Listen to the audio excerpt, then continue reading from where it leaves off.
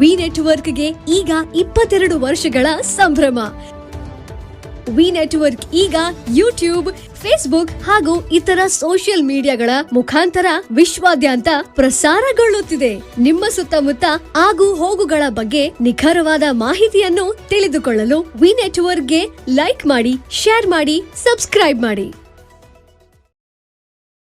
ಹುಕ್ಕೇರಿ ತಾಲೂಕಿನ ಸಂಕೇಶ್ವರ್ ನಗರದಲ್ಲಿ ದುಷ್ಕರ್ಮಿಗಳಿಂದ ಮಾರಣಾಂತಿಕ ಹಲ್ಲೆಯಾಗಿ ಶ್ರೀಕಾಂತ್ ಥೂರ್ವತ್ ಎಂಬ ಯುವಕ ಗಂಭೀರ ಗಾಯಗೊಂಡ ಘಟನೆ ಜರುಗಿದೆ.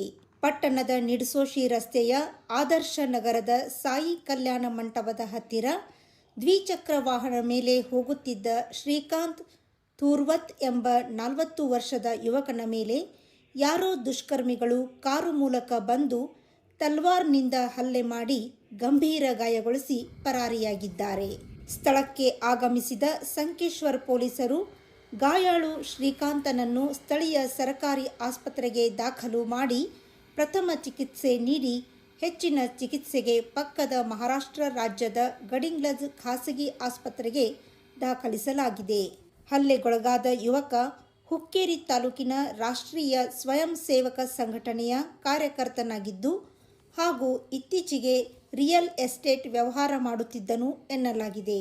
ಹಲ್ಲೆ ಮಾಡಿದ ದುಷ್ಕರ್ಮಿಗಳನ್ನು ಪೊಲೀಸರು ಪತ್ತೆ ಹಚ್ಚಿ ದಾಳಿಗೆ ಕಾರಣ ತಿಳಿಯಬೇಕಾಗಿದೆ. ಈ ಕುರಿತು ಶ್ರೀಕಾಂತನ ಆಪ್ತ ಸ್ನೇಹಿತ ಪಿಂಟು ಪರೀಟ್ ಸಂಕೇಶ್ವರ್ ಪೊಲೀಸ್ ಠಾಣೆಯಲ್ಲಿ ದೂರು ನೀಡಿದ್ದಾನೆ. ಘಟನೆ ನಡೆದ ಸ್ಥಳಕ್ಕೆ ಬೆಳಗಾವಿ ಪೊಲೀಸ್ ವರಿಷ್ಠಾಧಿಕಾರಿ ಕೆ ರಾಮರಾಜನ್ ಭೇಟಿ ನೀಡಿ ದುಷ್ಕರ್ಮಿಗಳ ಬಂಧನಕ್ಕೆ ತಂಡ ರಚಿಸಲಾಗಿದೆ ಎಂದು ಹೇಳಿದ್ದಾರೆ.